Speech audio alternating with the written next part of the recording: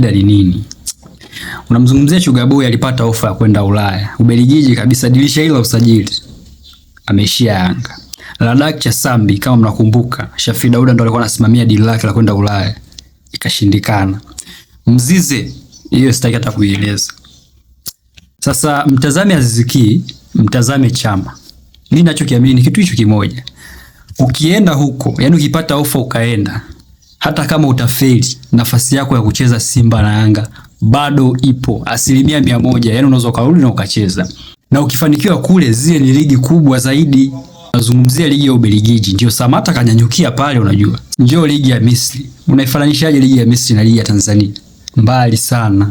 Umeona, ukienda huko ligi ya Egypt ambayo Ahli yenyewe anashiriki, una possibility ya kufanya vitu vikubwa, na hata ukifeli, nafasi yako ya kucheza Simba na Yanga kama ndoto zako bado unayo.